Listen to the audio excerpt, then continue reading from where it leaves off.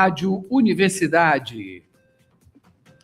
Eleições 2026, prazo para divulgação das juntas eleitorais termina nesta sexta-feira. São Luís, Defensoria Pública pede ação urgente para regularizar UTIs do Hospital da Criança. Capital tem a maior taxa de roubos e furtos de celulares do país pelo segundo ano seguido. Política com Felipe Clã. Qual será o volume de participação da convenção de Orleans Brandão e aliados? E os adversários vão deixar fácil e barato? Tem Marocando a História com Marcos Saldanha. Você sabe quem foi João Clímaco Lobato?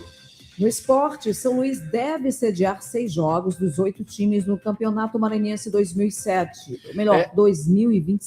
Superliga C, etapa Nordeste, acontecerá no ginásio da AABB. Imperatriz recebe o Brasil de xadrez. Princesa Tocantins. No comentário de Paulo Pellegrini, o que a Espanha, campeã mundial, pode ensinar ao Brasil? No roteiro cultural, as melhores dicas de lazer para o seu fim de semana. Esse é o Jornal Rádio Universidade, que já está no ar.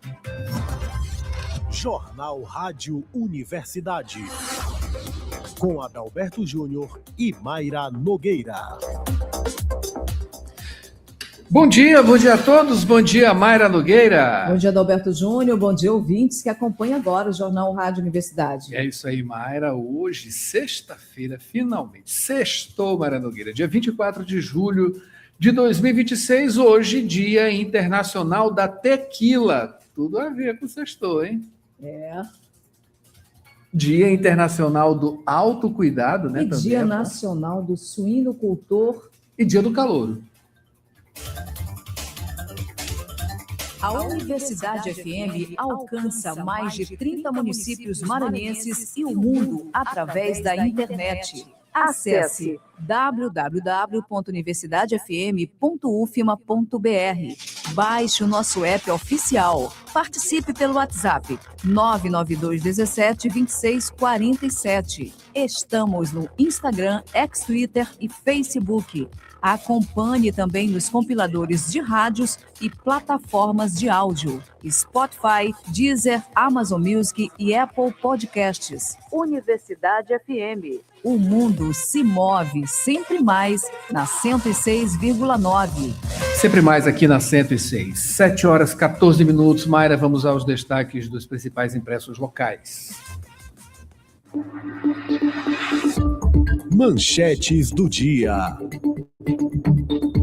Confira com a gente em www.universidadefm.ufma.br. Lá você pode baixar o nosso aplicativo oficial. E também você pode ir diretamente no YouTube, Universidade FM 106, tem um chat por lá, deixe sua mensagem, compartilhe, siga a gente, ligue o sininho e acompanhe o jornal Rádio Universidade, assim como outras produções da Universidade FM em vídeo. Olha, Mayra Nogueira, vamos começando aqui, portanto, com o imparcial, né? O pagador de promessas. Governador do Maranhão é o que mais cumpriu promessas no Nordeste. Aponta estudo as promessas dos políticos. Maranhão atingiu 63% de metas concluídas em 3 anos e meio de gestão, alcançando o 4º lugar no ranking nacional. Esse levantamento que destaca avanços em áreas prioritárias, como a expansão da rede de saúde, reforço na segurança pública e ampliação do ensino em tempo integral. É isso aí, né? Mayra Nogueira, vamos de destaque de um imparcial. Polícia Militar lança a Operação Força Total. A Polícia Militar do Maranhão deu início à nova edição da Operação Força Total, mobilizando batalhões na capital e no interior em uma grande ofensiva contra o crime. Coordenada pelo Conselho Nacional de Comandantes Gerais, a ação simultânea intensifica o policiamento com barreiras, inteligência, mandados judiciais e abordagens táticas para reforçar a segurança de toda a população maranhense. É isso, Mayra. Defensoria aciona a Justiça contra a Prefeitura e IBMED por crise em UTI pediátrica do Hospital da Criança em São Luís. Futebol, FMF confirma final da Série B entre Lago Verde e Araioses, no Coqueirão. E para finalizar, a Justiça manda a Câmara de São Luís convocar aprovados em concurso. É isso aí, perdão, tá? Vamos agora, Mayra, ao jornal pequeno. Na manchete, desemprego no Maranhão cai para 6,8% e Estado lidera o ranking no Nordeste, aponta IBGE. Além da redução, em comparação ao ano anterior, os números de 2025 representam o menor índice anual de desemprego já registrado no Maranhão desde o início da série histórica da PNAD contínua, iniciada em 2012. Ainda em jornal pequeno.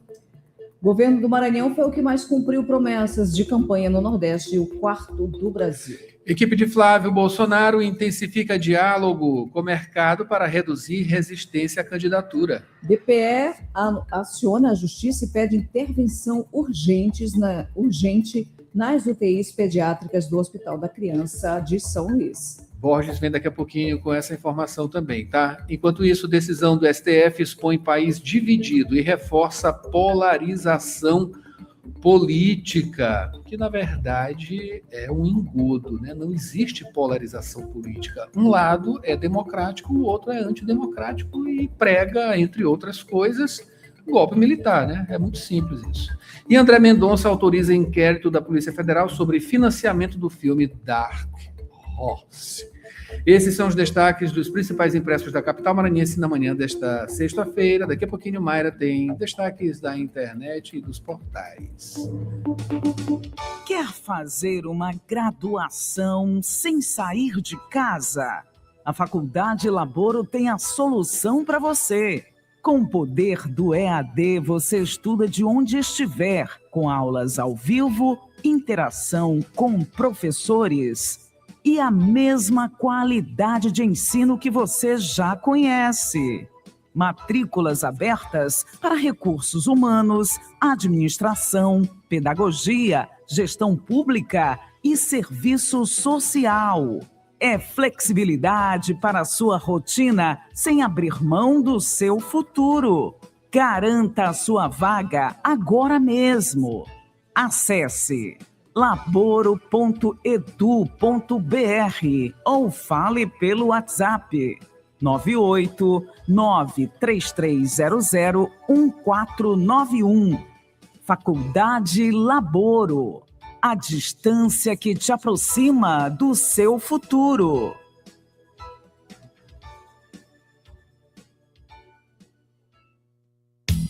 Dirigir com cuidado é a sintonia da 106. Informações do trânsito. São 7h19 agora. Vamos aqui com as informações do trânsito. Mayra Nogueira aqui pelo mapa do Waze.com. Eu acho que tem algum probleminha aqui na internet, porque tá tudo lindo aqui. E não é bem assim, né? Até porque a gente sabe que o trânsito diariamente aqui na BR-135, tanto aqui para o aeroporto, quanto para a área Itaquibacanga, tem pontos de retenção. Mas vamos lá, trazer as informações com Borges Júnior. Borges, bom dia. Bom dia, Borges. Bom dia a todos. Informações referentes à Avenida Santos Dumont. No momento, nessa via, não há registros de alterações referentes aí à fluidez na Avenida São Sebastião, via de ligação entre a Coab e o bairro do Anil. Portanto, não há registros de congestionamento, acidente ou interdição nessa via na Avenida São Sebastião. Agora, o condutor que vai passar por lá, por agora, o trânsito é de normal a moderado. Por hora, então, Adalberto, Mayra, são essas as informações. É isso, Borges. Obrigado pelas informações. 7h20 e participe. 99217-2647 é o nosso WhatsApp. Mayra, vamos à informação. Notícias da cidade. E o noticiário com Borges, claro, né, Borges? Vamos começar falando sobre eleições 2026. Prazo para divulgação das juntas eleitorais termina nesta sexta-feira, portanto. Exatamente, Adalberto. Hoje, 24 de julho, chega então ao fim o prazo para a publicação do edital com os nomes das pessoas indicadas para integrar as juntas eleitorais. essa sexta-feira, portanto, prazo limite o dia de hoje.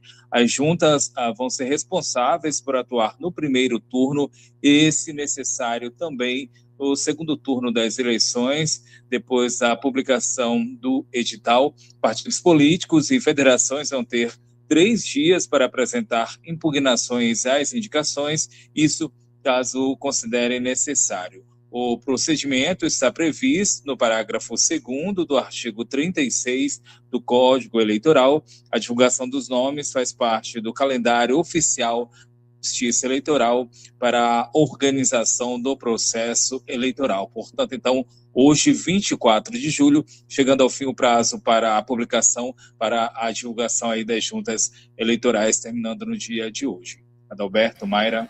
Borges, a Defensoria Pública pede ação urgente para regularizar UTIs do Hospital da Criança. Exatamente, Mayra. A Defensoria Pública do Maranhão entrou com uma ação na Justiça, ação contra a Prefeitura de São Luís e também contra o IBMED, que é o Instituto Brasileiro de Serviços Médicos. O intuito, garantir a regularização do atendimento nas UTIs pediátricas do Hospital Municipal da Criança, o Dr. Dorico Amaral de Matos. Segundo a Defensoria Pública do Maranhão, acompanhamentos feitos desde o ano passado já apontavam falhas na contratação do serviço. Durante, então, uma inspeção realizada neste mês, foram encontradas UTIs lotadas e falta de médicos especialistas, também escassez de medicamentos e crianças aguardando vagas para internação. A Defensoria contesta ainda a alegação de falta de profissionais no mercado. O órgão afirma que as condições de trabalho e a sobrecarga das equipes afastam médicos especializados e destaca que a Prefeitura continua responsável pela qualidade do serviço, isso mesmo diante da terceirização. Na ação, a Defensoria Pública do Maranhão pede que a Justiça determine uma audiência de emergência, audiência em até 24 horas, e a partir, então, dessa audiência, exige a apresentação de um plano para solucionar a crise, solução que deve vir em até 72 horas, sob pena de multa diária. O pedido inclui ainda inspeções e acompanhamento permanente da situação. O caso, a gente lembra, ganhou mais força após uma auditoria do Ministério da Saúde, auditoria que confirmou as irregularidades. O relatório aponta que 77% dos médicos plantonistas das UTIs entre fevereiro e abril deste ano, de 2026, não tinham especialização em terapia intensiva pediátrica e que alguns profissionais cumpriram jornadas de até 192 horas seguidas. Adalberto, Mayra. Olha, quanto mais o tempo passa e essas investigações vão apontando irregularidades ali, enfim, é coisa para deixar as pessoas de cabelo em pé também, né? Enfim, é preciso, claro, que isso continue, preciso resposta também, adequação, e já está todo mundo envolvido, várias instituições envolvidas nisso, trazendo, né, à tona coisas, situações realmente complicadas, né? A Prefeitura de São Luís precisa resolver essas situações, melhorar, porque esse atendimento, né, um atendimento médico é uma coisa muito séria, né? Muito séria, e, claro, a Prefeitura tem grandes responsabilidades, levando em consideração também, claro, né, o impacto de procura por saúde aqui, enfim, para as crianças especificamente. A gente sabe que as questões relacionadas à pediatria, elas não são tão simples assim, até por conta de uma série de coisas, inclusive a formação de profissionais pediatras, e são outras questões essas, né, de background aí nessa situação, né, que está a cada dia observando e trazendo mais detalhes sobre a situação do Hospital da Criança aqui na nossa capital, na capital maranhense. Claro, de grande importância isso, e a gente vai acompanhar, claro, né, para trazer essas atualizações para cá e cobrar também, né? É preciso cobrar, claro, está todo mundo cobrando aí, está todas essas instituições envolvidas e trazendo mais informações. Enfim, Prefeitura, Ismene aí tem que, já que está agora no poder, né, independente de ter chegado agora ou não, é quem está no poder e precisa responder por isso, com certeza, sem dúvida, esse é o cargo e ele tem responsabilidades e precisa ser exercidas, né? É isso, 7h26, o que não impede, que não desfoque também da situação da saúde no restante do Estado, né? A gente sabe que não é essa maravilha também. É bom ficar atento, claro, né? Estamos atentos, todo mundo está atento, a sociedade está atenta também para o que acontece, não só no interior, aliás, não só aqui na capital, mas também no interior do Estado, e que a saúde estadual também, no âmbito do governo do Estado, tem também responsabilidades extremas, tá? Saúde é uma responsabilidade extrema. É aquele tripé. Saúde, educação e segurança, né? São os principais, enfim, e vamos seguindo. 7h27. Borges, mudando de assunto, mas falando, olha, só falar em segurança, né? Tá aqui. Capital tem a maior taxa de roubos e furtos de celulares do país pelo segundo ano seguido, né? Esses dados aqui que falam do Brasil inteiro e jogando aí, mais uma vez, São Luís nesse rol, né, negativo de roubos e furtos de celulares. Que situação, hein? O 20º Anuário Brasileiro de Segurança Pública apontou que São Luís voltou a ocupar o primeiro lugar no ranking nacional de roubos e furtos de celulares, isso entre as cidades com mais de 1.000 habitantes, mais de 100 mil habitantes. Em 2025, a capital maranhense registrou taxa de 1.517 ocorrências para cada 100 mil moradores. Ao longo do ano, mais de 16 mil aparelhos foram roubados ou furtados na cidade, o equivalente a cerca de 45 casos por dia. O levantamento ele mostra que a taxa de São Luís fica muito acima da média nacional, supera cidades como Belém e São Paulo, e para enfrentar esse tipo de crime, a Polícia Civil mantém o programa Meu Celular de Volta. O programa ele utiliza o número do e-mail para rastrear os aparelhos e também identificar quem está com eles, com esses aparelhos. Quem receber a intimação e não devolver o celular pode, então, responder por desobediência e ter o aparelho apreendido. A orientação às vítimas, diante de roubos e furtos, é registrar a ocorrência o mais rápido possível, também informar o número do e-mail, o que facilita o trabalho de rastreamento e também de recuperação do dispositivo, trabalho desenvolvido pela polícia. E por meio de nota, a Secretaria de Segurança Pública informou que, apesar da liderança no ranking nacional, o Maranhão registrou redução nos casos de roubo e furto de celulares em 2025 e também no primeiro semestre de 2026. O órgão destacou ainda que quase 4 mil aparelhos foram recuperados entre 2025 e julho deste ano. Adalberto, Mayra. É isso aí, né? Vamos lá. 7h29 agora. Expectativa de sair desse ranking, pelo amor de Deus. Olha, Mara Nogueira, vamos para o break. Obrigado, Borges. Retorne daqui a pouquinho com mais informações para a gente, tá? Porque agora, em seguida, tem Felipe Clã e, claro, análise política. Aposentado, aposentada, você não perdeu seu valor. E o Simproecema sabe disso. Por isso, valorize os aposentados pela sua experiência, seu legado e amor à educação. Você aposentado e aposentada é importante para o Simproecema. Associe-se já e usufrua de benefícios exclusivos. Aposentado sim, inativos nunca. Educador sempre. Simproecema, fortalecendo a luta com unidade, ação e compromisso. Raimundo Oliveira, presidente. Política. Estamos aqui com Felipe Clã. Bom dia, Felipe, seja bem-vindo. Bom dia, Felipe. Bom dia, Adalberto, Mayra, Borges e ouvintes desse jornal da Rádio Universidade, que é um prazer diário estar aqui assistindo a esses profissionais levando a notícia atualizada para o mundo, né? Não é só para o Maranhão, não é só para São Luís.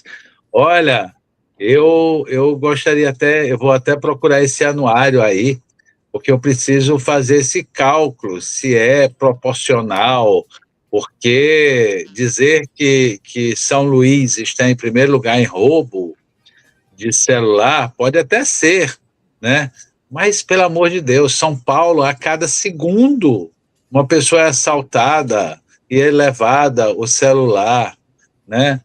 Não sei, eu queria entender como é que esses técnicos fazem esses cálculos mirabolantes, né? Você tem lá 20 e tantos milhões de habitantes, aqui tem o quê? 1 milhão e pouco, né? E aqui é o primeiro lugar. Muito estranho, mas vai ver, os caras sabem mais do que a gente, né, Adalberto e Mayra?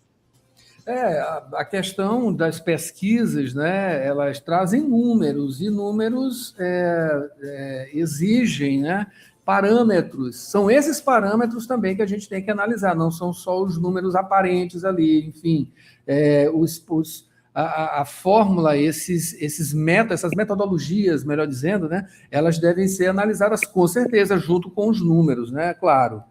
E, Felipe, vamos embora ver outros números, outras coisas, né, relacionadas aí à convenções, né, está nesse período de convenções, Orleans, Brandão e aliados, né, como é que vai ficar isso aí de participação, a expectativa é grande, e para os adversários?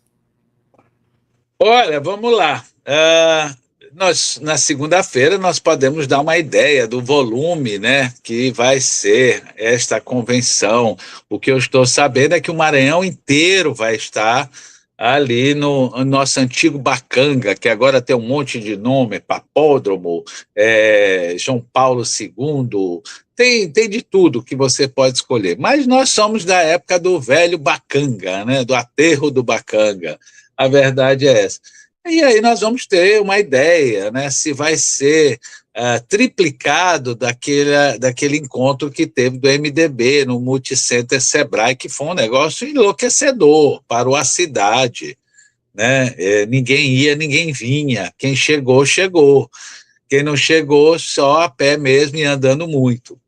Mas a questão que fica a pergunta, meu caro Adalberto, Mayra Borges e ouvintes, é se forças ocultas, né, vão permitir esta convenção. Está fácil demais, né? Me parece que somente um aviso foi dado, 2, na verdade. Um foi a prisão do ex-secretário Coutrin, e a outra, uma semana depois, vamos dizer assim, eu não vou dizer invadiram, mas chegaram sem mais nem menos lá no gabinete que era do Coutrin, quando ele ainda estava secretário, a coisa mais esquisita que pode alguém entender e ver.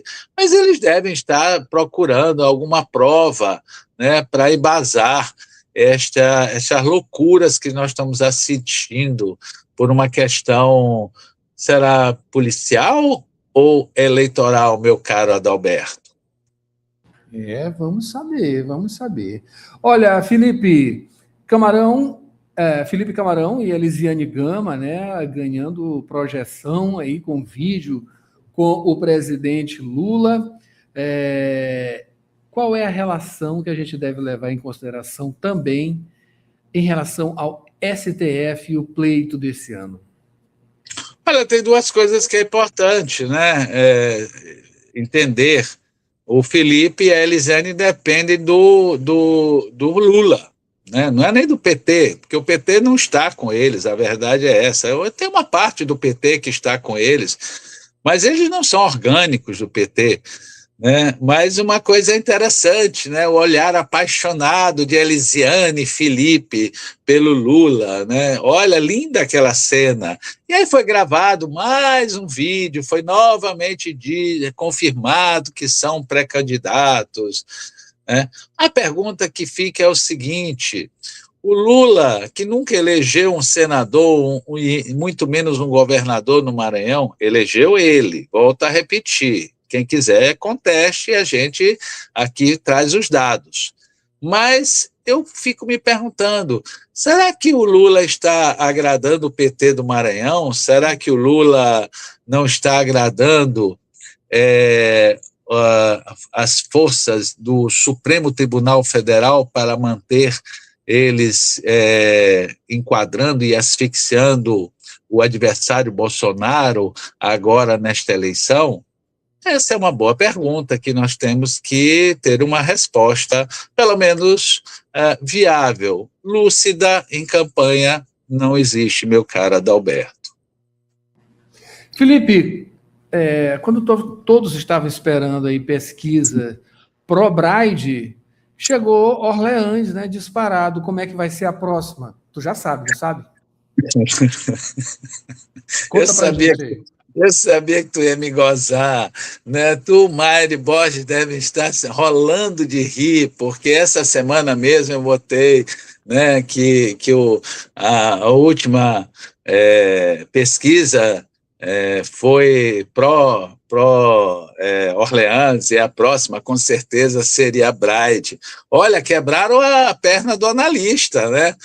Mas eu fiquei impressionado, porque deu Orleans e disparado, né? E o pior é que o cálculo bate, as planilhas com os cálculos bate, né?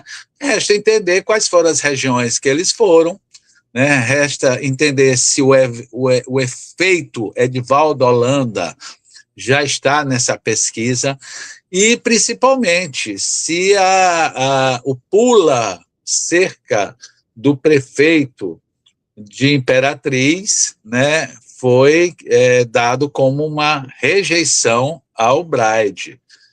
A próxima pesquisa pode sim responder. Lembro a todos, o que vale são as pesquisas internas, são as avaliações dos estrategistas. Essas pesquisas que são divulgadas, isso serve para bolha, né? Isso serve para o fuxico paralelo da campanha eleitoral, ou então para meter medo em político que quer dar uma de saliente e ser independente, meu caro Adalberto. Felipe, por falar em pesquisa, Hilton Gonçalo teve acesso à pesquisa porque ele entrou de cabeça na pré-candidatura ao Senado, né? Eu não sei se ele teve, com certeza, né? Mas o que foi impressionante é os dois pesos, dois articuladores, né? Mestres em campanha, Marcos Brandão e Rubens Pereira, o Rubão, o pai, declararam apoio, ou seja, estão lá apoiando e fazendo a inserção, né, vamos dizer assim, do ex-prefeito de Santa Rita na guerra, na corrida ao Senado. O que eu não sei responder é se está tudo combinado entre o Marcos e o Rubão, né, para que o prefeito tenha declarado apoio, né, e esteja no palanque amanhã, né, do Orleans Brandão. Quanto ao pai, eu tenho certeza. Quanto ao pai do Rubem Júnior, eu prefiro ficar na minha dúvida e mais tarde responder quando alguém me confirmar. Por enquanto, os dois, meus velhos e bons amigos, não respondem, meu caro Adalberto. É isso aí. Felipe, bora mudar aqui o foco do local para o nacional. Falar de Marcelo Conde, né? Ele que é acusado aí de ter vazado informações do contrato da advogada Vivi Barsi, que é a esposa de Alexandre de Moraes, desses negócios com o Vorcaro, né? E ele não quer ser julgado pelo marido da Vivi, que é o Alexandre de Moraes, né? Acabou, cara, acabou. O Supremo Tribunal Federal não tem mais parâmetro de vergonha. Acabou, né? A gente já tinha a vida toda medo da justiça, porque a gente não confiava. Não é na justiça, é nos homens que fazem a justiça, é nos homens que sobem ao poder do judiciário. Imagina, o cara vai lá e faz um bem entregando esse esquema bilionário, o maior da história do Brasil, um bando de marginal, um bando de pilantra. E aí, de repente, se descobre que a esposa do Alexandre de Moraes estava lá com um contrato de 100 e tantos milhões, o outro ministro, Toffoli, também envolvido com 30 e tantos milhões no resort. E aí, o Alexandre de Moraes ainda tem a ousadia, não vou nem chamar de petulância, porque eles estão tão afiados para processar as pessoas, né?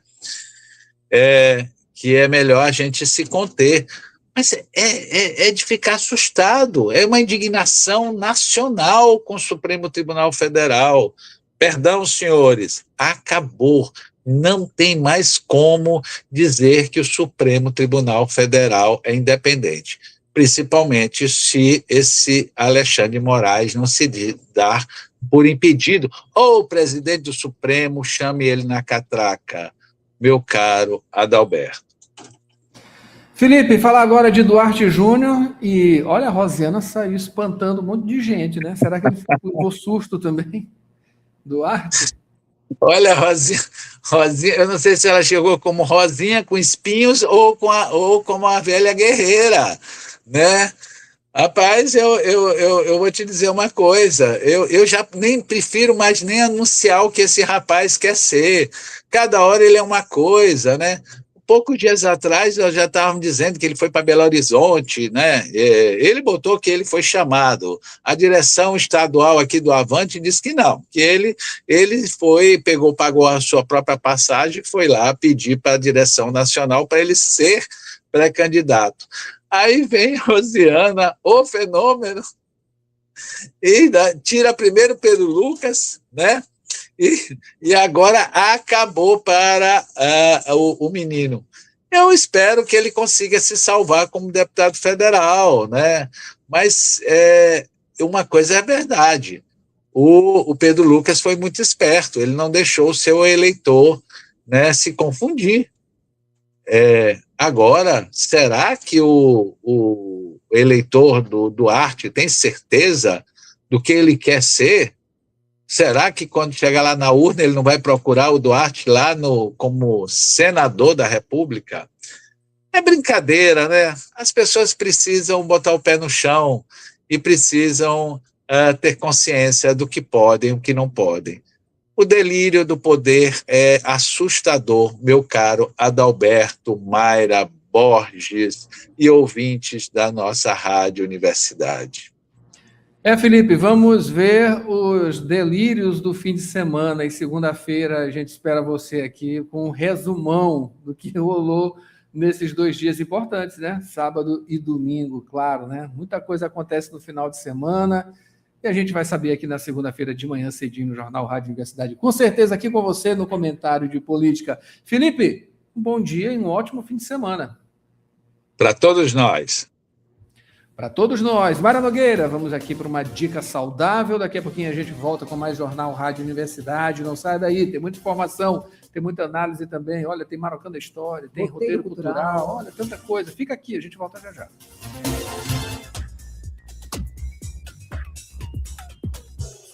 Dica saudável.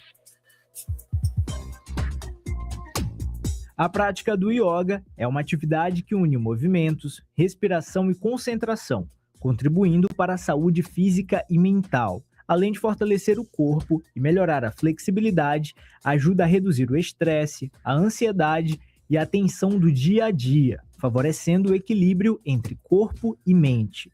A prática regular também pode melhorar a postura, a concentração, a qualidade do sono e contribuir para o controle da respiração e do bem-estar geral. Confira agora alguns benefícios da prática do yoga. Primeiramente, auxilia no relaxamento, reduz o estresse e contribui para o equilíbrio emocional, promovendo mais tranquilidade no dia a dia. Também ajuda a melhorar a flexibilidade, o fortalecimento muscular, a postura, a concentração e o funcionamento do sistema respiratório. Por fim, incluir o yoga na rotina é uma forma simples de cuidar da saúde, promover o bem-estar e desenvolver mais qualidade de vida. No mais, é cuidado e atenção. Com essas dicas saudáveis, aproveite bem o seu dia.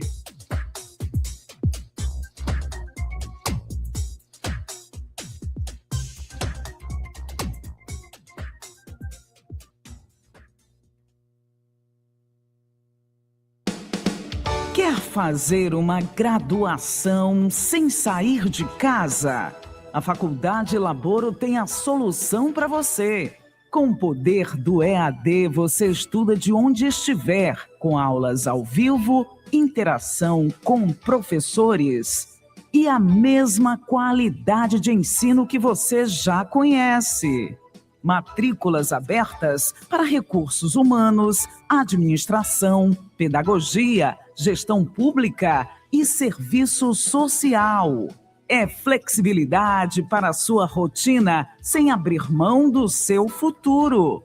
Garanta a sua vaga agora mesmo. Acesse laboro.edu.br ou fale pelo WhatsApp 98933001491. Faculdade Laboro. A distância que te aproxima do seu futuro.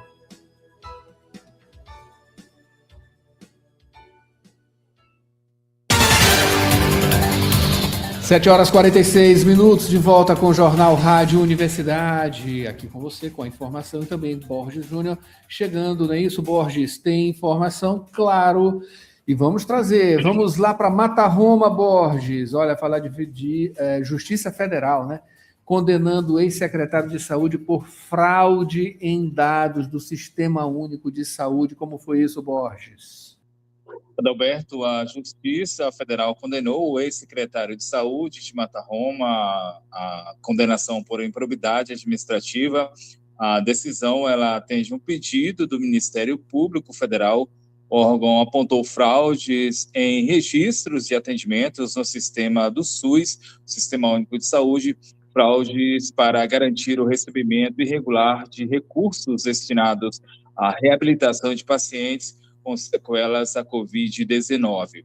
As investigações, elas mostraram que o município informou um número de pacientes superior ao total de moradores que tinham contraído a doença. Também foram lançados milhares de procedimentos que, segundo a Controladoria Geral da União, seriam impossíveis de realizar no tempo disponível. O MPF ainda identificou falhas na documentação, pacientes que nunca fizeram o tratamento informado e até o registro de atendimentos em nome de uma pessoa que já havia morrido.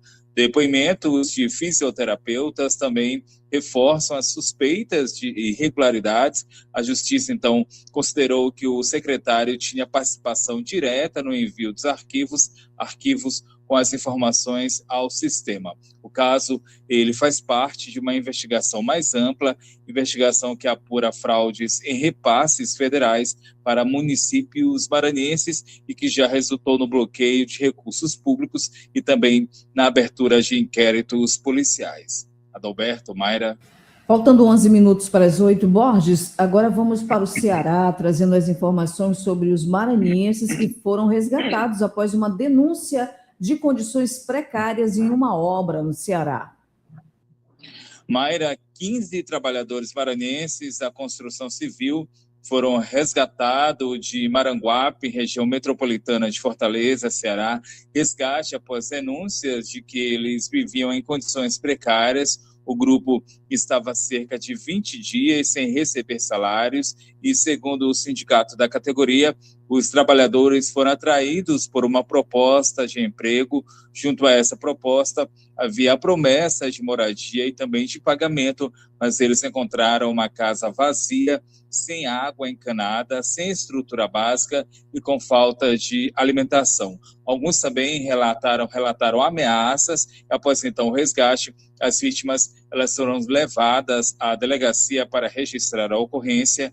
A Polícia Civil do Ceará está investigando o caso. O grupo agora aguarda o pagamento das verbas rescisórias e o retorno aqui ao Estado, ao Maranhão. A operação de resgate ela foi realizada pela Auditoria Fiscal do Trabalho, teve apoio do Ministério Público do Trabalho e da Polícia Federal. Este é o segundo caso semelhante envolvendo maranhenses, acontecido aí em menos de uma semana. Dias antes, 35 trabalhadores foram resgatados em uma fazenda no Piauí, lá onde também viviam em condições degradantes, com falta de estrutura, falta de água adequada, água potável e também alojamentos precários. Adalberto, Mayra. Isso aí, Maranhão ainda, né? Como sempre, mantendo essa tradição aí de trabalho análogo a condições, né? Essas condições precárias, trabalhando análogo à escravidão. Borges, a gente volta para cá, para o Maranhão, né? Do Ceará para o Maranhão, de volta. Falar agora de Rosário, homem preso após ataque contra uma mulher trans.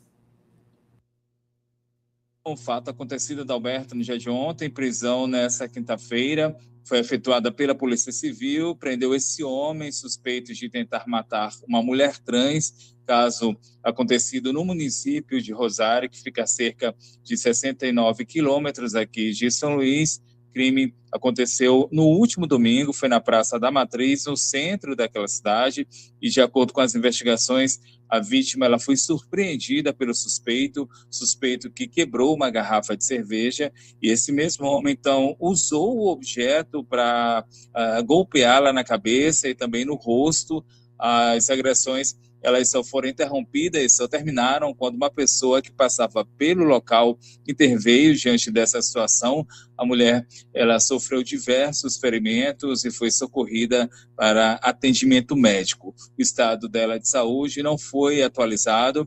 Testemunhas disseram que não houve discussão antes do ataque, disseram também que os dois haviam apenas se cumprimentado e, diante das provas reunidas, a justiça então decretou a prisão preventiva do investigado. O homem foi localizado e preso pela Delegacia Regional de Rosário. Após então os procedimentos, ele foi encaminhado ao sistema prisional. Isso aí dessa forma vai seguir enquanto o inquérito continua para esclarecer a motivação do crime. Adalberto, Mayra. É isso aí, Borges. Muito obrigado pelas informações. Borges volta daqui a pouquinho com mais notícias aqui no Jornal Rádio Universidade. Mayra Nogueira, vamos agora para a previsão do tempo.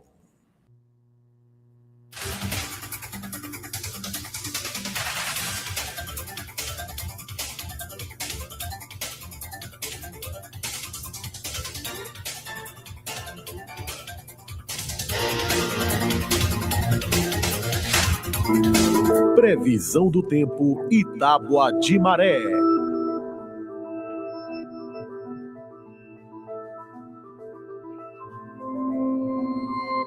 Para esta sexta-feira em São Luís, o cenário é de tempo nublado, ventoso, com a possibilidade de pancadas de chuva, principalmente pela manhã. Em São Luís, manhã com céu bastante nublado, umidade elevada, sensação de abafamento, com algumas pancadas de chuva isoladas, típicas de instabilidade costeira.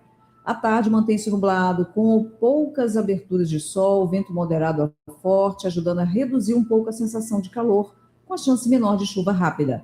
De noite, tempo ainda nublado, podendo ter chuviscos em alguns pontos, mas sem previsão de temporais prolongados. Temperaturas em torno de 27 graus no começo da manhã, subindo para a faixa de 30 a 31 graus à tarde, com sensação térmica um pouco maior por causa da umidade. A umidade relativa alta na casa de 80%, ou mais, favorecendo sensação de ar pesado, mesmo com vento. Vento moderado soprando de leste a nordeste, mar para continente, com rajadas que podem ser mais fortes em áreas costeiras. Agora, para o estado do Maranhão como um todo, o padrão é semelhante ao de São Luís. Faixa litorânea inclui capital, predomínio de nuvens com vento moderado e pancadas de chuva rápidas pela manhã. No interior, alternância de períodos nublados com algumas aberturas de sol, chuva em forma de pancadas isoladas, especialmente em áreas de maior umidade ou convergência de ventos. Adalberto agora traz as informações da tábua de maré. É isso aí, Mayra. A primeira pré-amar neste dia 24 aconteceu às 2h27 da madrugada, com 4,9 metros. A segunda será às 3h16 da tarde, com 4,7 metros. Baixa mar, a primeira aconteceu às 9h10 da manhã. Aliás, vai acontecer, né, às 9h10 da manhã, com 1,6 metro. A segunda será às 9h31 da noite, com 1,8 metro.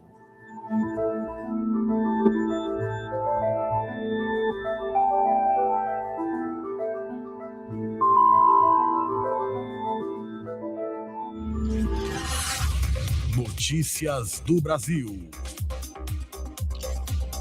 E vamos às manchetes dos principais impressos do país na manhã desta sexta-feira, dia 24 de julho de 2026, começando com o Globo. Ataque comercial. Trump impõe nova tarifa de 12,5% e governo reage. Sem base legal e injusta, diz o governo. Taxa atinge 60 países no total, sob a alegação de não combater trabalho forçado. Planalto aponta a ação arbitrária e promete acionar reciprocidade. Mayra Nogueira, o que é que tem na capa de O Estado de São Paulo? Pois é, o Estado de São Paulo, Estados Unidos taxa o Brasil em 12,5% por suposto benefício com trabalho forçado. A nova tarifa se soma à alíquota de 25% já em vigor. O governo diz que vai acionar a lei da reciprocidade.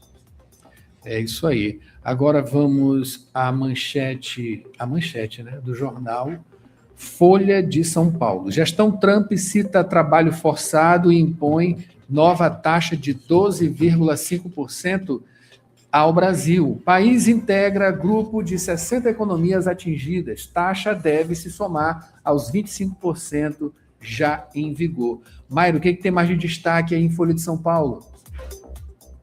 Polícia Federal vai investigar repasses de Vorcaro a filme sobre Bolsonaro. O ministro André Mendonça, do STF, autorizou a abertura de inquérito para apurar repasses de Daniel Vorcaro, dono do Master, ao filme Dark Horse, sobre Jair Bolsonaro. O senador Flávio Bolsonaro, do PL, pediu recursos ao banqueiro. E a Polícia Federal suspeita que os valores bancaram o irmão Eduardo, nos Estados Unidos.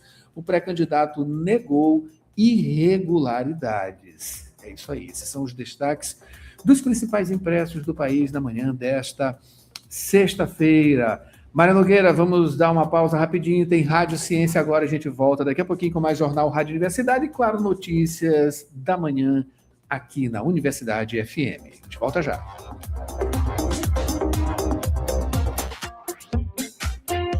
SEST analisa assistência da enfermagem frente ao idoso com Alzheimer. Você sabe como o Alzheimer foi descoberto?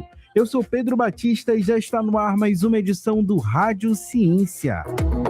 Pesquisa, produção científica e as discussões do ambiente acadêmico. Rádio Ciência. As notícias do universo científico. De segunda a sexta, agora em 4 horários. 8 da manhã, 2 da tarde, 6 da tarde e 9 da noite. Na Universidade FM.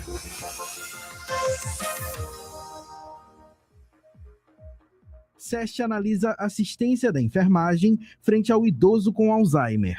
As informações com Bruno Goulart. O Alzheimer costuma começar com pequenas mudanças do dia a dia. Esquecer compromissos recentes, ter mais dificuldade para organizar as tarefas, repetir a mesma pergunta em pouco tempo. Com o tempo, esses esquecimentos vão se somando a outros sinais: desorientação no tempo e no espaço, trocas de palavras, perda de objetos dentro de casa, alterações de humor, irritabilidade, episódios de apatia e desinteresse pelas atividades que a pessoa sempre gostou de fazer. Em muitas famílias, é nesse momento que surge a dúvida: isso é apenas envelhecimento ou pode ser Alzheimer? E quando o diagnóstico vem, entra em cena um dos papéis mais importantes na rede de cuidado: a enfermagem. No dia a dia, são os profissionais de enfermagem que ajudam a organizar a rotina, garantem a segurança, acompanham medicações, apoiam a família e buscam manter o máximo possível a autonomia e a dignidade do idoso com Alzheimer. É desse olhar que trata o trabalho de conclusão de curso em enfermagem de Sara de Assis Andrade Silva, desenvolvido no SEST, Centro Universitário Santa Terezinha. Na pesquisa, ela se aprofunda na assistência de enfermagem frente ao idoso com Alzheimer, discutindo como esse cuidado é feito na prática e quais são os desafios enfrentados pela equipe. Na metodologia, utilizamos uma revisão bibliográfica de abordagem qualitativa e descritiva, desenvolvida sob a orientação do professor especialista Emerson Campos Furtado. A pesquisa foi realizada nas bases Cielo, Biblioteca Virtual em Saúde e o Google Acadêmico. Foram concluídos artigos publicados entre 2014 e 2024. Após a publicação dos critérios de inclusão e exclusão, Selecionamos 16 artigos científicos que fundamentaram a análise dos resultados. No estudo, a pesquisadora apresenta os principais resultados obtidos ao analisar o cuidado com pacientes com Alzheimer e mostra que essa assistência envolve muito mais do que técnica.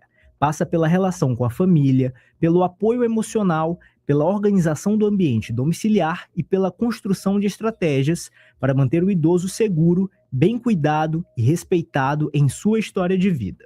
Para chegar a esses resultados, Sara fez uma revisão de literatura, ou seja, ela pesquisou artigos e estudos publicados entre 2014 e 2024 nas principais bases científicas, como Cielo, Biblioteca Virtual em Saúde e Google Acadêmico.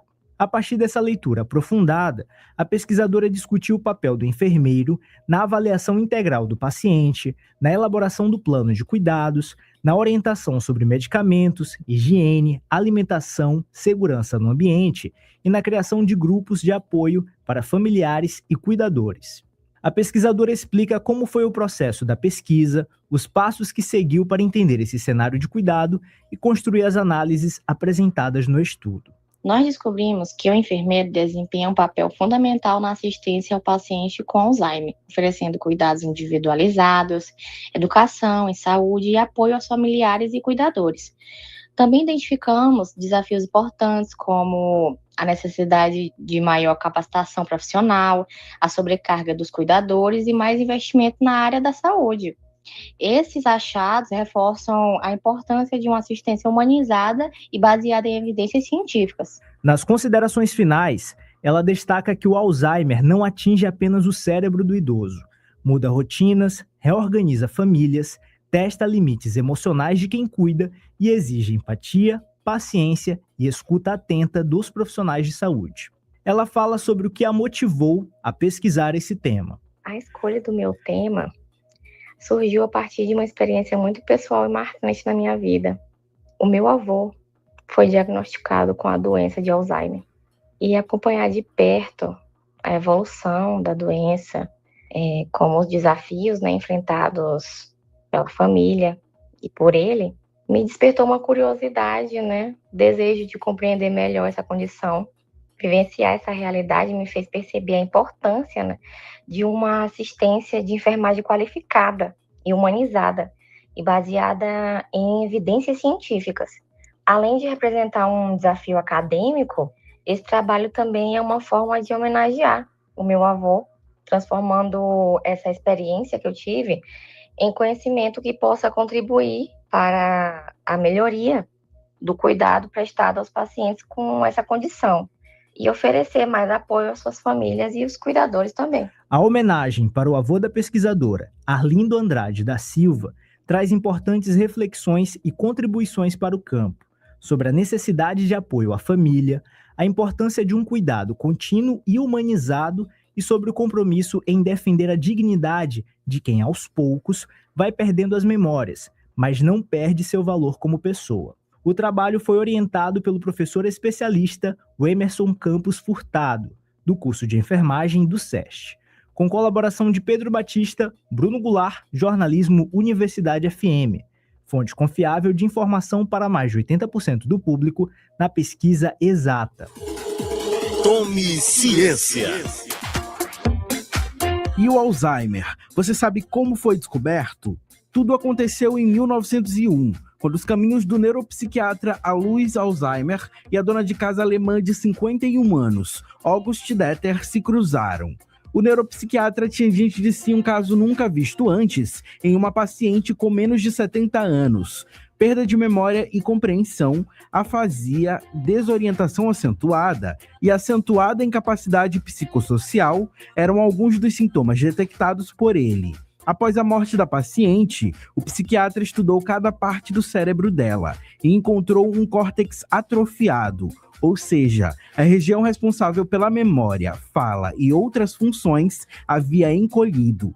Além disso, também notou o acúmulo de placas amiloides e neurofilamentos. As placas amiloides são pedaços de proteínas ruins que se acumulam fora dos neurônios, impedindo as sinapses. Já os neurofilamentos são as proteínas que formam o esqueleto do neurônio. Quando os neurônios sofrem algum dano, esses neurofilamentos vazam para a corrente sanguínea.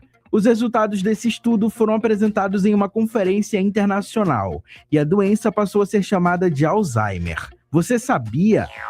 Tome ciência. Pesquisa, produção científica e as discussões do ambiente acadêmico. Rádio Ciência. As notícias do universo científico. De segunda a sexta, agora em 4 horários. 8 da manhã, 2 da tarde, 6 da tarde e 9 da noite. Na Universidade FM.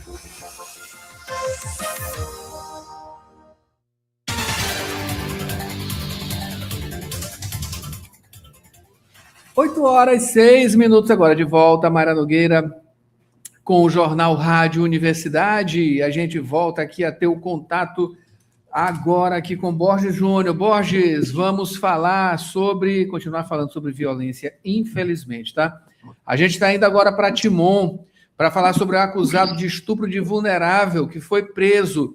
Borges, ele estava foragido há quanto tempo? Roberto, a Polícia Civil do Maranhão prendeu no dia de ontem, em Timon, um homem de 58 anos, Timon que fica a cerca de 428 quilômetros aqui de São Luís.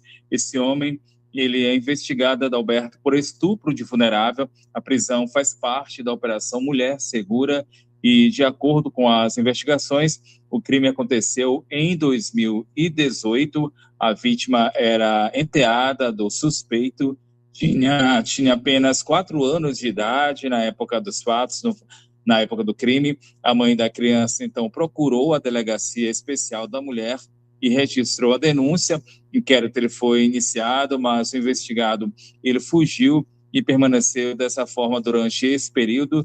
E, segundo a Polícia Civil, após o levantamento de novas informações, o homem, então, foi localizado e preso. Foi dado, então, cumprimento a um mandado de prisão preventiva expedido pela Justiça. Depois dos procedimentos na delegacia, o homem, então, foi encaminhado ao sistema prisional, onde segue à disposição da Justiça. Adalberto, Mayra.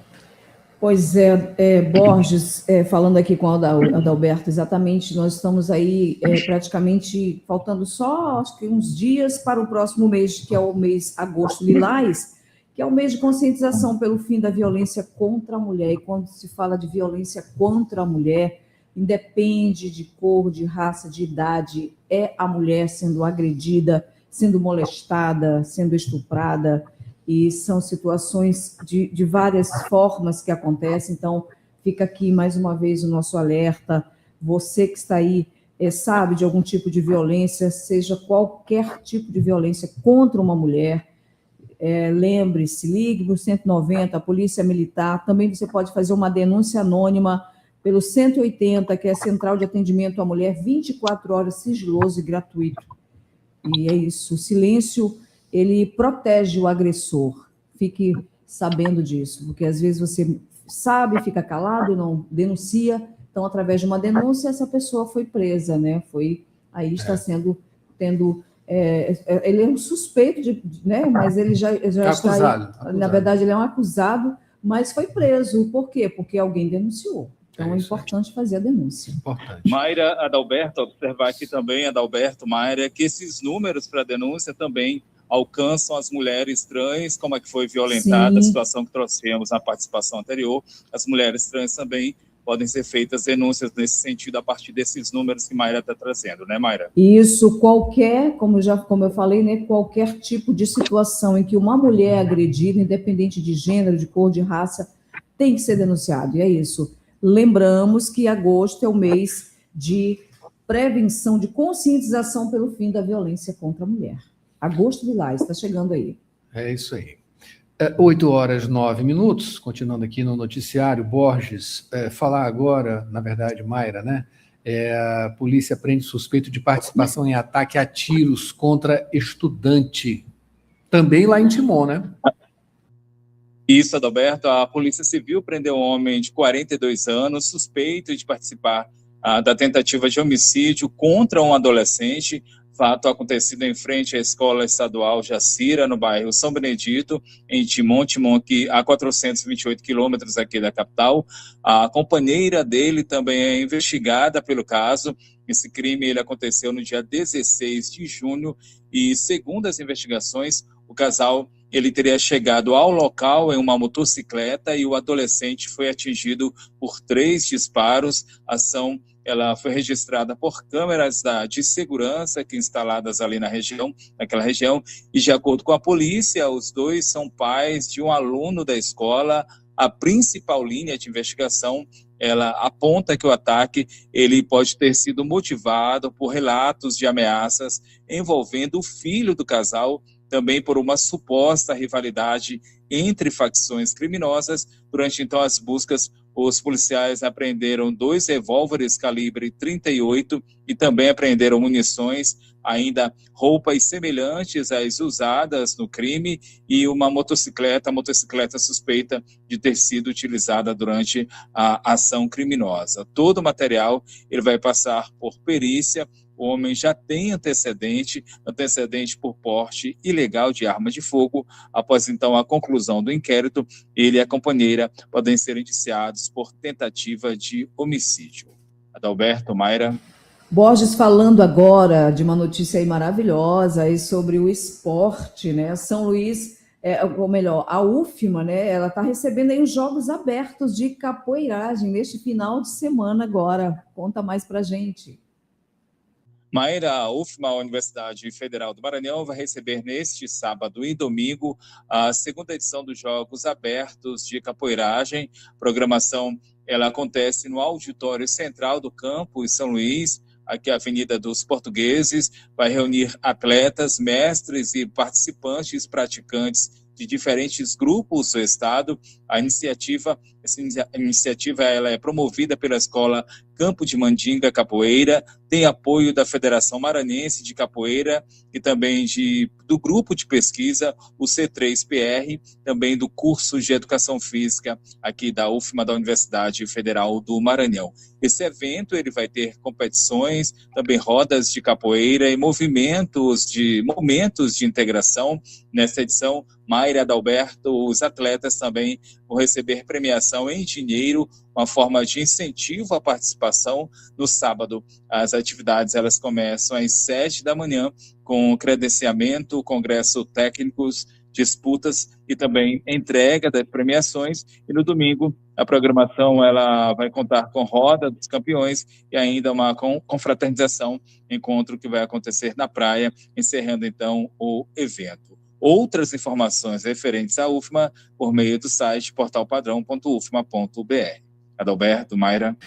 Obrigado, Borges, pelas informações, com certeza, né? Um grande evento aqui acontecendo, inclusive a gente tem até reportagem, aliás, entrevista, né? Falando sobre esse evento que vai acontecer de capoeira, né? Aqui na Universidade Federal do Maranhão. Borges, muito obrigado pelas informações, mas a gente continua com um noticiário por aqui, tá? Maria Nogueira, trazer informações aí de Maiara Cordeiro, que fala sobre empreendedorismo 60+, que está crescendo aqui no Maranhão, impulsionado por experiência e também por busca por novos projetos, não é isso, Maiara? O número de pessoas com mais de 60 anos que decidem abrir o próprio negócio tem crescido no Brasil e no Maranhão.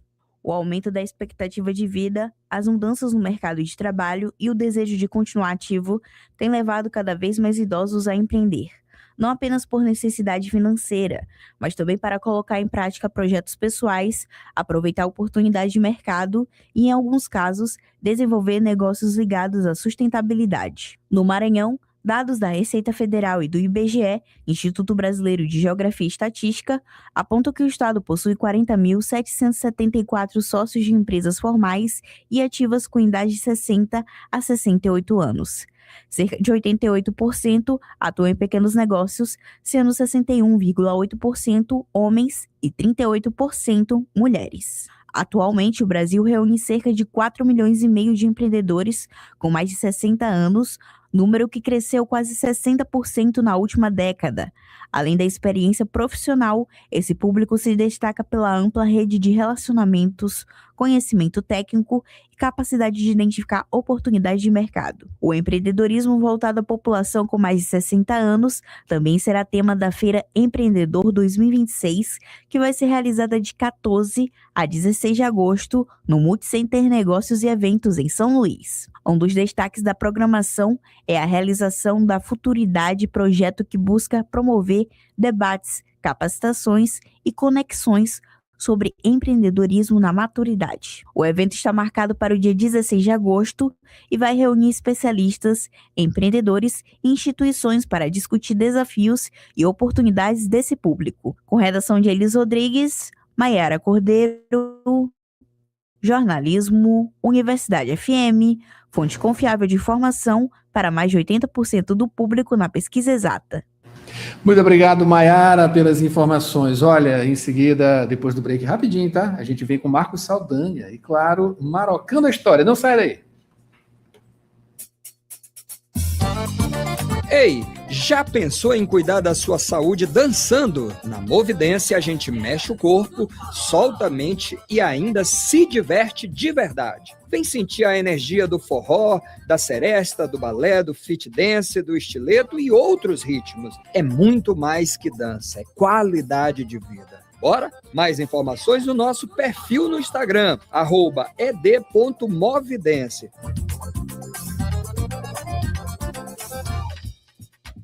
Marocando a História, com Marcos Saldanha.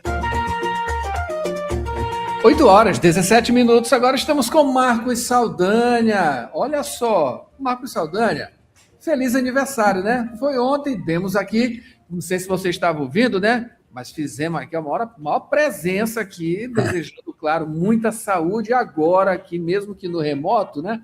Tá aqui, ao vivo com a gente. Parabéns, Marcos Saldanha, muita saúde. Bom dia, Marcos. Parabéns. Bom dia. Também, muita saúde, sucesso. E como eu mandei aquela mensagem, que você continue tendo assim muita saúde, muitos anos de vida, para, claro, continuar contando as suas histórias. Continuar marocando, as histórias. Né? Feliz aniversário. Bom dia. Obrigado, Mayra. Obrigado, Adalberto. E vocês são, sem dúvida, né, os amigos, o maior patrimônio, né, que eu tenho na vida, a família, e a gente fica muito feliz. Por falar em patrimônio que temos, eu queria falar desse livro aqui, que aparece, quem está assistindo pelo YouTube espelhado, mas quem está ouvindo, chamado A Virgem da Tapera, e do escritor dele, João Clímaco Lobato, não só maranhense, como são bentoense, e escreveu, muito provavelmente, o primeiro romance maranhense. É que a gente fala muito de Gonçalves Dias, com Justiça, a gente fala de Maria Firmina dos Reis, com Justiça, e esquece esse escritor aqui, que introduziu o gótico, o romântico gótico, a literatura fantástica no Maranhão, E esse livro, inclusive, ele dedicou para Maria Firmina dos Reis, a Virgem da Tapera, autor de contos, de teatro, de romance, jornalista, foi juiz de direito e teve uma vida polivalente, incrível, fez muita coisa, fez de tudo um pouco nesse universo artístico. Então, olha só, a gente que é apaixonado por 100 anos de solidão, por Gabriel Garcia Marques, né, pela história incrível que ele cria, a chamada de realismo fantástico, e imaginar que a gente tem um João Clímaco Lobato que escreveu uma literatura fantástica 100 anos antes de Gabriel Garcia Marques. Ele, que no próximo dia 6 de agosto completa, a gente vai comemorar 197 anos de nascimento. E o mais triste, talvez, para a gente, é que a gente não... O maranhense conhece muito pouco dele, lembra muito pouco dele. O legal é que sua obra vive e, aos poucos, voltou a ganhar força novamente. Ele foi muito, mas muito lido no século XIX, tão conhecido que o plebiscito faz um jornal do século XIX, faz ali uma enquete, uma consulta para saber qual é o escritor mais querido do Brasil. E para vocês terem ideia que o João Clímaco Lobato fica na frente de José de Alencar, por exemplo, nessa enquete. É um dos mais votados, é um dos mais lembrados dos escritores. Veja só, e aí durante o século XX ele sofre um apagamento, ele é esquecido, e aí a partir do século XXI ele começa ainda bem a ser lembrado. O livro A Virgem do Tapera, para você ter ideia, ficou desaparecido por mais de décadas. E aí a professora aposentada de Coimbra, Maria Aparecida Ribeiro, meio que dedicou a vida dela a achar esse livro, A Virgem da Tapera. 20 anos depois, ela encontrou numa biblioteca da Inglaterra. Olha só! E ele escreveu O Rancho do Pai Tomás, no século XIX, e esse livro, para você ter ideia, foi censurado pela polícia da época. Livro, eu digo, porque na época publicava nos folhetins, eram capítulos que saíam em jornais, né? E aí bastou o primeiro capítulo e ele fala sobre um escravizado que mata o seu dono, que já se rebela contra o seu dono, mas um dono violento, que castiga, Bom, e aí a polícia olhou e falou, não, isso aqui não, porque isso aqui vai incentivar outros escravizados também a fugirem. Então, para você ter ideia, Adalberto e Mayra, do que a gente tem de talentos, de grandes escritores, eu estou falando talento não só maranhense, mas nacional. O João Clímaco Lobato teve um reconhecimento nacional.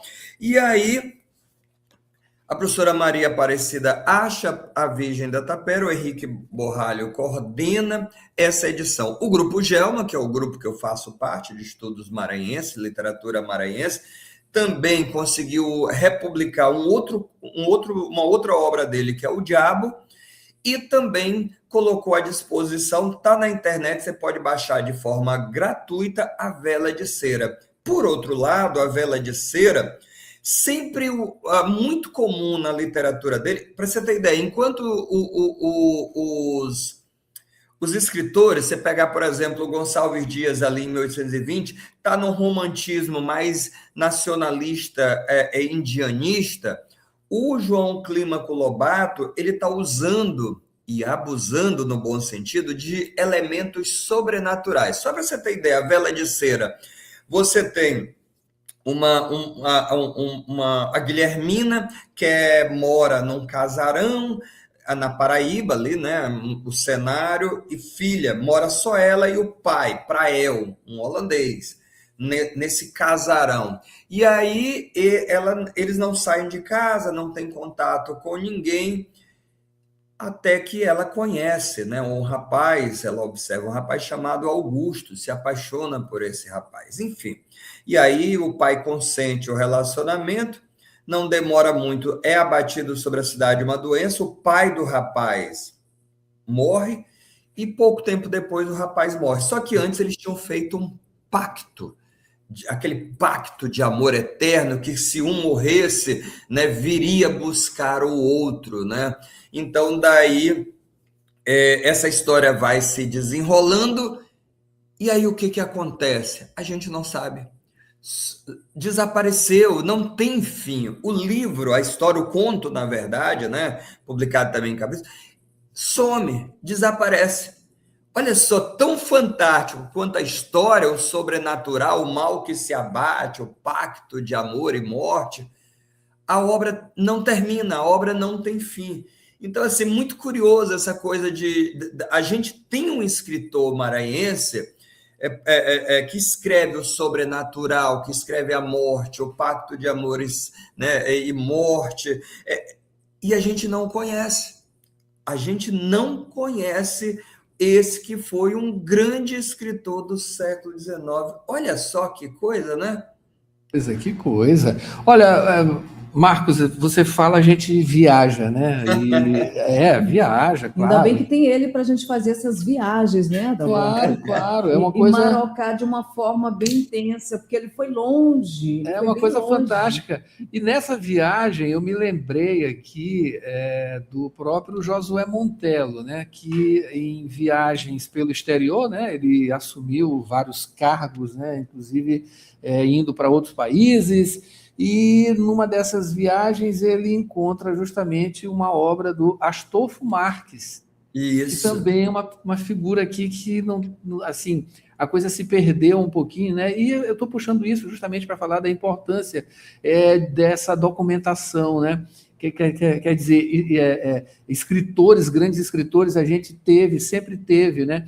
A questão da memória que não é igual para todo mundo, né? Infelizmente, mas por conta de várias coisas aí, enfim, vocês historiadores têm mais conhecimento, com certeza, que leva esse tipo de coisa a acontecer.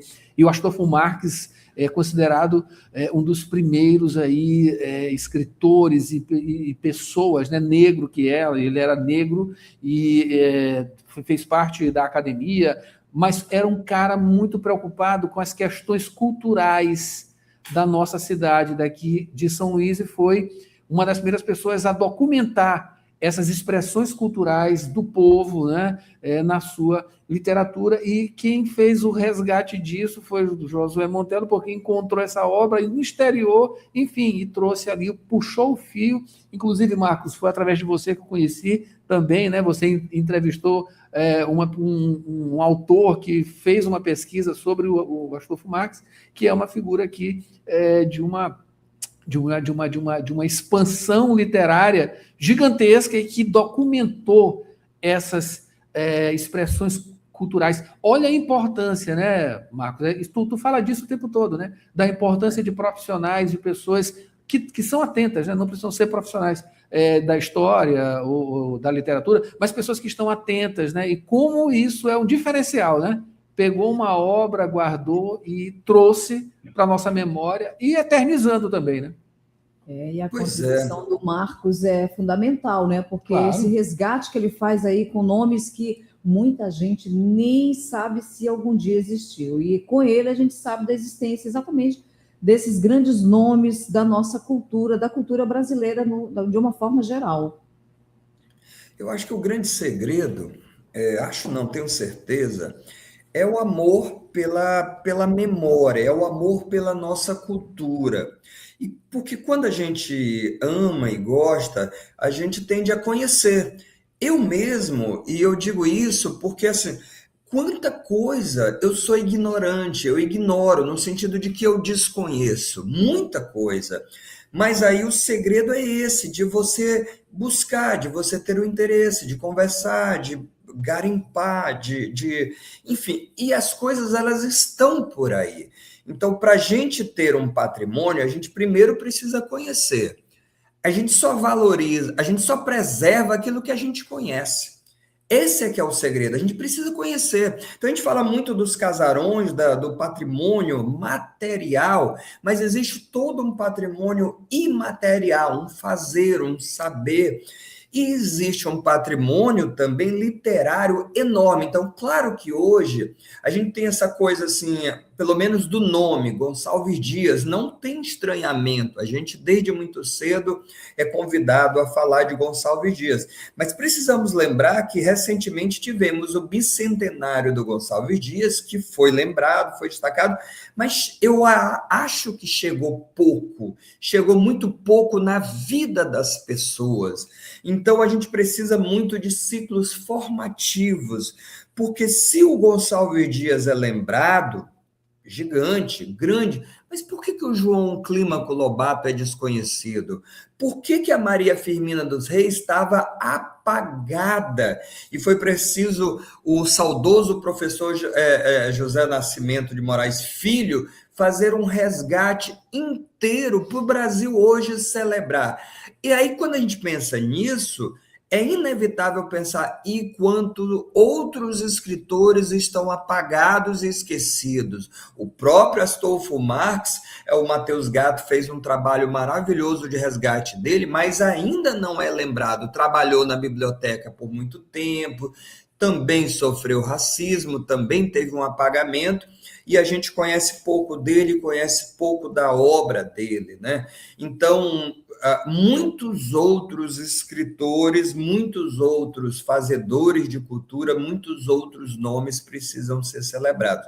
O João Clímaco, a gente tem uma oportunidade. Amanhã, na nossa co-irmã Rádio Timbira, a gente vai estar falando sobre ele, um programa dedicado a ele, porque no próximo dia 6 de agosto, a gente é aniversário do João Clímaco e a gente está chegando já no bicentenário de João Clímaco. São poucos anos, são 3 anos a mais para o bicentenário. Será que ele vai ser lembrado? Será que ele vai ser celebrado à altura? Será que ele vai ser uma pessoa que a obra vai ser revitalizada? Ele tem muita obra, muito conto, muito romance, como eu já falei, e muito teatro. E a gente fica pensando, por que esses livros maranhenses, esses autores que são... A gente fala maranhense porque nasceram no Maranhão, mas são escritores que tiveram reconhecimento nacional. Por que eles não estão no teatro? Por que eles não estão no cinema? Por que não viram livros? Esses livros não viram filmes. O teatro publicado em edições especiais de livros, mas também que viram filmes que ganham vida no teatro maranhense, no cinema maranhense, que está muito potente. Então, no sábado, a gente faz um programa, a partir das 10h30 na Rádio Timbira, amanhã, sábado, a gente faz um programa especial com o professor que é da UFMA, do Departamento de Letras e Literatura, Dino Cavalcante, e com o professor Mauro César Vieira, que é um pesquisador da obra também do João Clímaco Lobato, né? Temos essas edições, convido a você que está ouvindo, assistindo a gente, na internet você baixa obras gratuitamente do João Clímaco Lobato. E olha, digo uma coisa, você gosta de mistério, você gosta de história sobrenatural e lê a obra, por exemplo, Harry Potter, Senhor dos Anéis e tantas outras obras que são legais, são bacanas, mas por que não dar uma chance para esse camarada aqui, o João Clímaco Lobato, maranhense de São Bento, e faz uma obra fantástica, no sentido de literatura fantástica e no sentido de fantástica porque muito boa. Vale muito a pena mesmo. Você não vai se arrepender. Que bacana, viu, Marcos? Olha só, a gente não precisa, né, recorrer a escritores ingleses, Arthur Conan Doyle, a gente tem os nossos próprios escritores que tratam de mistério, né? Não só aqui no Maranhão, mas no Brasil também, outras expressões. Com certeza, a nossa literatura é riquíssima, tá? E riquíssimo também é esse quadro que traz você, e claro, convidando sempre, né, para lá na Rádio Timbira, aos sábados, conferir com a gente, né? Todo mundo junto nessa transmissão, né? Em live também, dessas entrevistas que você realiza lá na Rádio Timbira também. Marcos, muito obrigado pela sua presença aqui. A gente vai estar lá, com certeza, amanhã, conferindo tudinho também. Obrigada, Marcos. Obrigado, Mayra, Adalberto, e ao nosso público, nossos teleouvintes. Excelente final de semana para todo mundo. Para você ótimo fim de semana com muita história. Marocando demais, né? Aqui. Muito obrigado, Marcos. Olha só, Maná Nogueira, vamos para o esporte. Tá chamando o esporte. A UFMA promove nos dias 2 e 3 de setembro o 5º M, Encontro Maranhense de Economia, voltado para estudantes, professores, pesquisadores e profissionais, com o tema Comércio Internacional e Geopolítica, Desafios e Perspectivas para a Economia Maranhense e Brasileira. Conta com palestras, mesas redondas e debates sobre os impactos das transformações do comércio internacional e da geopolítica, reunindo especialistas para discutir reflexos na economia maranhense e brasileira. Realização: coordenação do curso de Ciências Econômicas, IMESC e Corecon. Inscrições e programação no site m.ufma.br. 5º Encontro Maranhense de Economia. Não perca!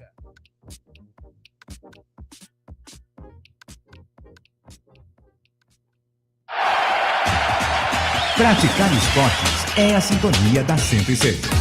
Esporte. E vamos às notícias do esporte. Mayra Nogueira, claro, aqui toda sexta-feira tem Paulo Pellegrini também e ele vem já já. Antes disso, a gente começa falando sobre 8 times, né, que vão disputar o Campeonato Maranhense Série A 2027. É a primeira divisão do esporte do futebol maranhense, tá? Olha, foram definidas aí na quarta-feira, dia 22, após o Araioses e o Lago Verde vencerem o Campeonato Maranhense Série B. E a capital deve receber 6 dos jogos das 8 equipes da principal divisão. O IAP, Sampaio, MAC e Moto jogam comumente nos estádios Castelão e Nozinho Santos. Além disso, o Luminense de Passo do Lumiar também deve jogar em estádios da capital. Já o Lago Verde deve sediar os jogos em casa no estádio Coqueirão e o Imperatriz sediando as partidas no estádio municipal Frei Epifânio. Muita emoção no que vem, vamos acompanhar, claro. Adalberto, continuamos aqui com a terceira edição aberta do Brasil de Xadrez Princesa Tocantins, que vai começar sexta-feira, dia 24, hoje em Imperatriz,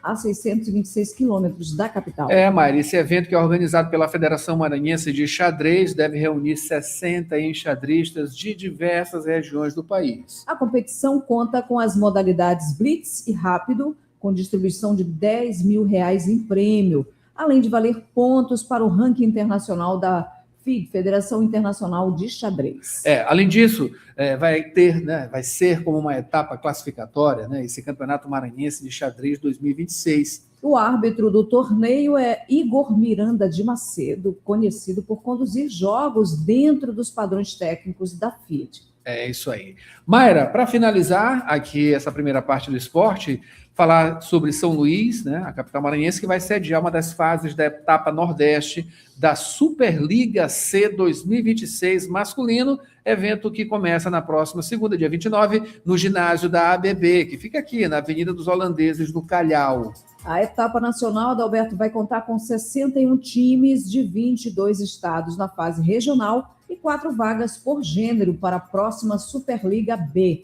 A etapa nacional vai contar com 9 equipes formadas por 5 vencedoras das etapas regionais e os 4 times rebaixados da Superliga B 2025-2026. No masculino, os times pré-classificados são APAM, Aprove, Chapecó, Sicredi, Unoesc, Sesc MS Vôlei e América SSC. O representante do Maranhão é o Instituto Administrativo de Projeto Educacional.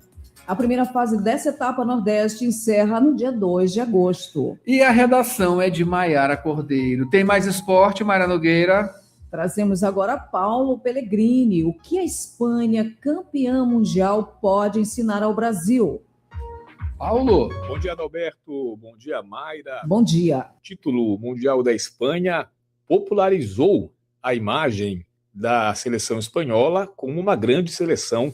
Popularizou para o grande público, que não acompanha geralmente futebol e não sabia a potência que é essa seleção no cenário do futebol internacional. A Espanha é a atual campeã olímpica, atual campeã da Eurocopa e no feminino, a atual campeã mundial também. E o que a Espanha pode nos ensinar enquanto campeã mundial, o que pode ensinar para o Brasil retomar, ou pelo menos brigar por essa retomada pela hegemonia.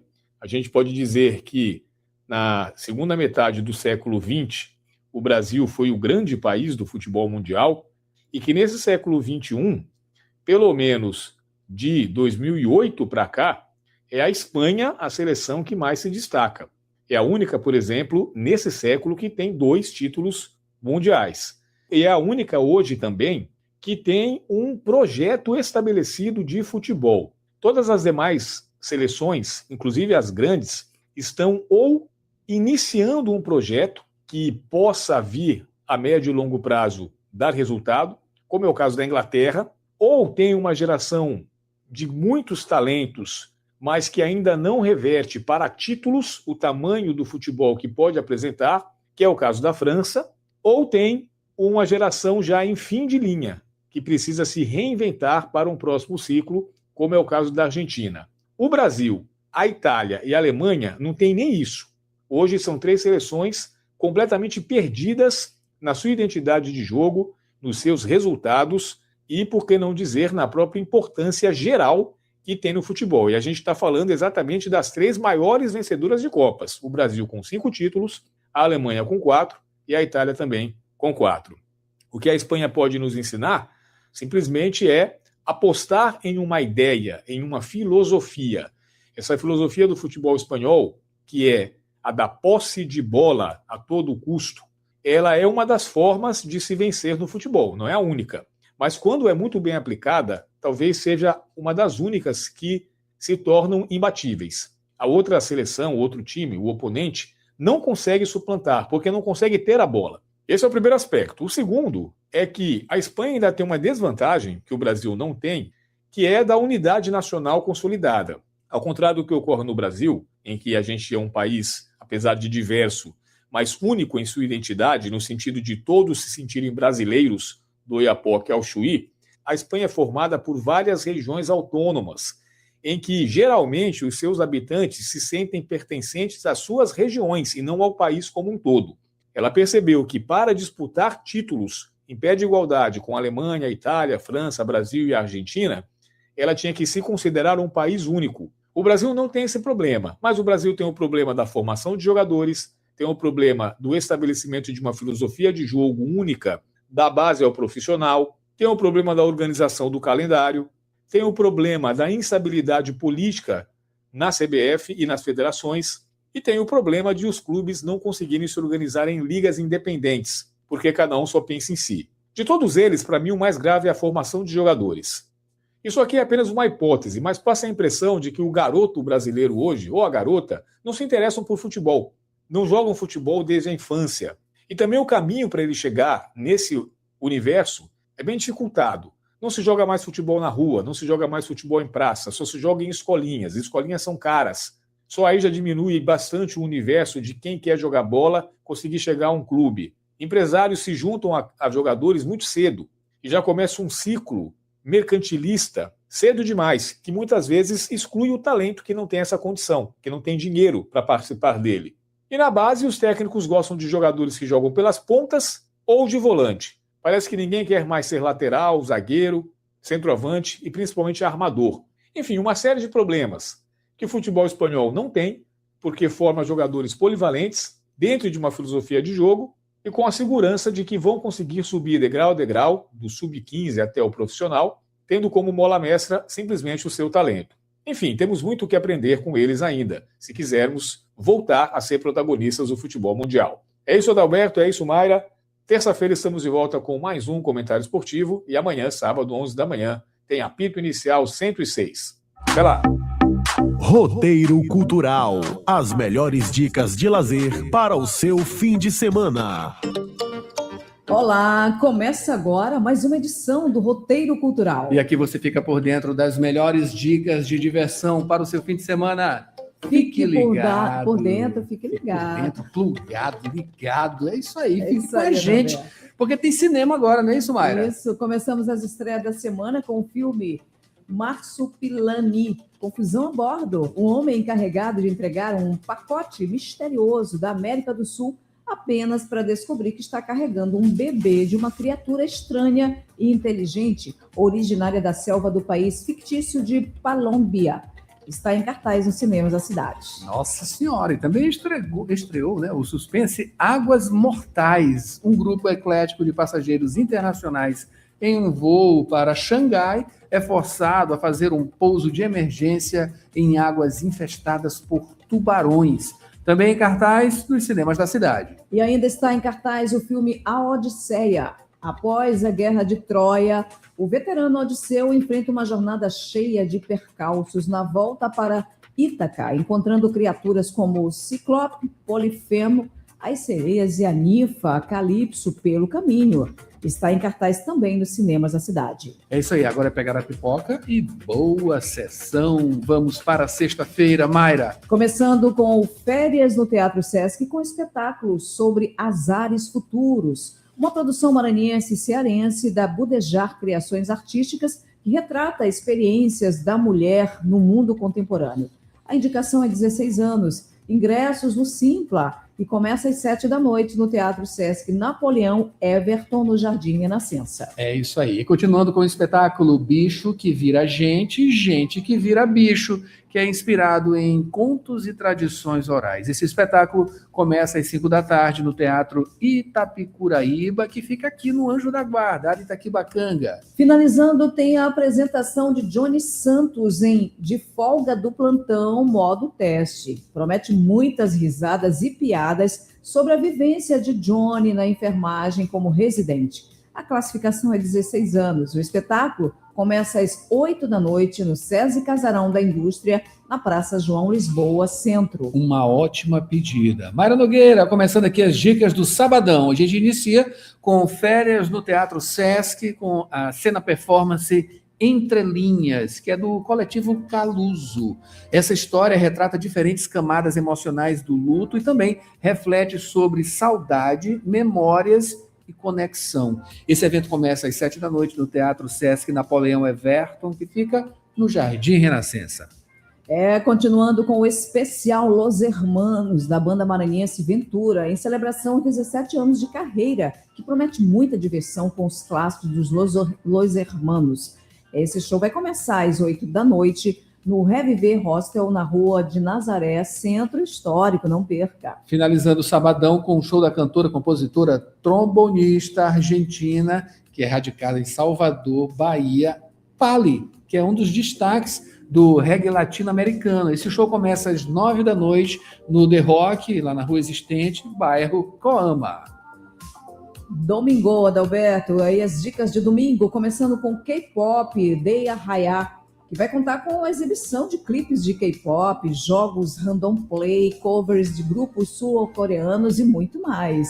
É a partir das 2h no Shopping São Luís, no Jaracati. Para continuar, Mayra Nogueira tem a sessão de autógrafos, que é especial para os autores da história em quadrinhos Super Capivara, com autores paulistas Gabriel Dearo e também a Manu de Gílio. Essa sessão começa às 2h na Livraria Literatura, que fica no São Luís Shopping, imperdível, né? E para quem pensa que já terminou as festas juninas, finalizamos aqui com o Vamos Festejar, com o Boi da Apai, Quadrilha Flor do Amor, Boi de Axixá, Boi da Pindoba, Boi Barrique e muito mais. A partir das 5h30 ali no Convento das Mercês, na Rua da Palma, no Desterro. Mayra Nogueira, são os últimos ecos do São João, né? Vamos aproveitar, portanto, lá no Convento das Mercês, né? Que bacana. Mayra Nogueira, está na hora do destaque cultural. O que vem por aí? Vamos conferir agora. Destaque cultural. Festival Sonosfera reúne bandas autorais maranhenses nesta sexta-feira. O Festival Sonosfera chega à 2ª edição com a proposta de fortalecer a música autoral contemporânea produzida no Maranhão, reunindo artistas, público e diferentes linguagens musicais em uma noite de celebração da cena independente. A programação conta com shows das bandas Overlock, Coleira Poeira, Curva do 90 e Efeito Túnel, destacando a diversidade sonora e a produção cultural local. O integrante da banda Efeito Túnel, Tamis, conta mais detalhes sobre o festival. Olá a todos os ouvintes da Universidade FM, aqui quem fala é o Tamis, da Efeito Túnel. Estou passando para convidar a todos e todas para um encontro da celebração da música autoral maranhense, na 2ª edição do Festival Sonosfera, que deverá acontecer no Tebas, na Rua do Ribeirão, no dia 24, esta sexta-feira, e teremos a participação das bandas Coleira Poeira, Curva do 90, Overclock e, claro, Efeito Túnel, que está preparando um show mais que especial para essa ocasião. Aguardo vocês até mais tarde, a partir das 19h, no Tebas. Reforçando, o Festival Sonosfera acontece nesta sexta-feira, a partir das 7h no Tebas Bar e Café, na Rua do Ribeirão, Centro. Imperdível!